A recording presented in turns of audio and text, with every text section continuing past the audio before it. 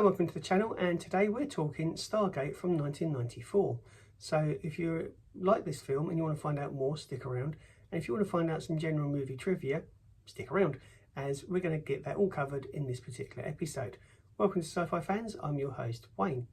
So Stargate from 1994 was the original brainchild of Dean Devlin and Ronald Emmerich, who were inspired by the idea of ancient aliens influencing Egyptian technology and culture. James Spader initially didn't want the role of Dr. Daniel Jackson, but he gradually agreed to take on this role and become part of the project because he liked the script's adventures and creative storytelling. Kurt Russell marked a return to action films for him, and he played Colonel Jack O'Neill.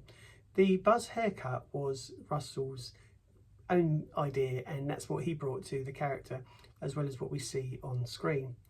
The prop, Stargate doesn't really rely too much on CGI, and the Stargate itself was a real genuine prop that they had on set.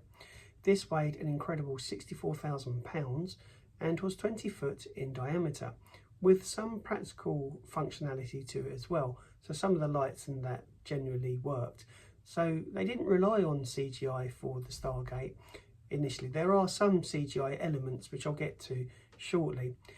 So the costume worn by the character Ra, played by Jay Davidson, included intricate Egyptian inspired design with and they tried to incorporate some modern elements and technology into that costume as well.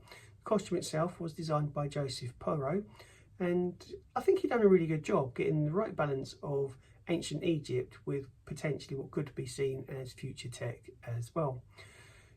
Stargate was a massive success. It was made on a budget of approximately $55 million, and it went on to gross nearly $200 million worldwide.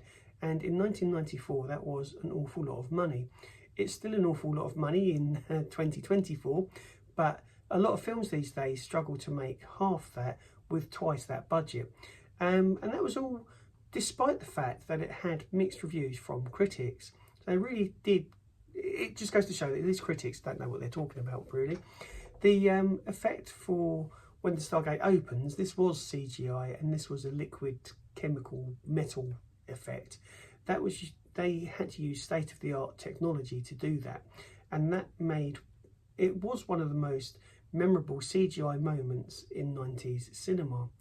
Jay Davidson, who played Ra, was an unexpected choice because he had only really acted in The Crying Game before this, but Emmerich believed in Davidson's unique look, and he felt that that would be perfect for the role.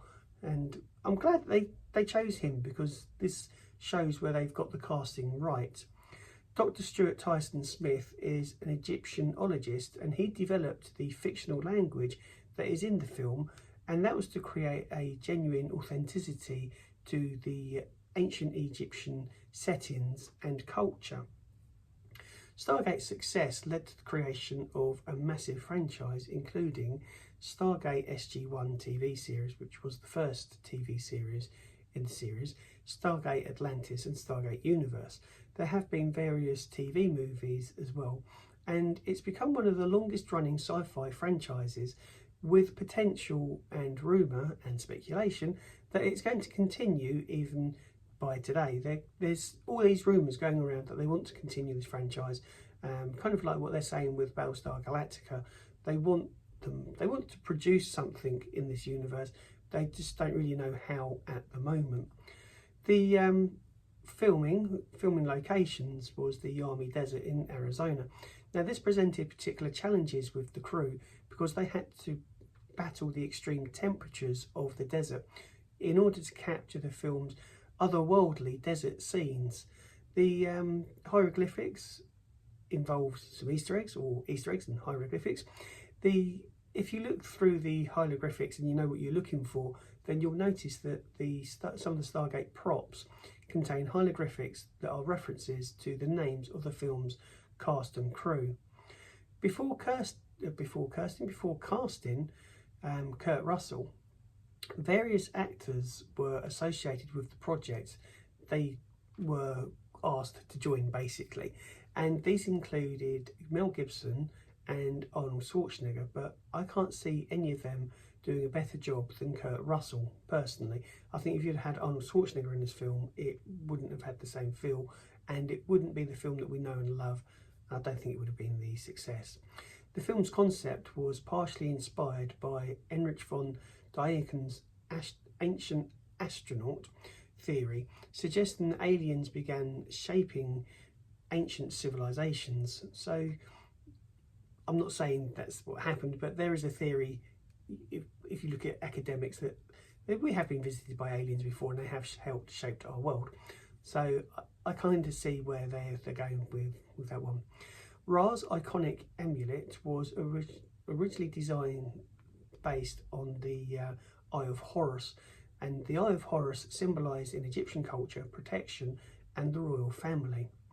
The original draft of the movie included more direct ties to the Sphinx, with theories about its age and the alien origins again, but these were later refined in the final script.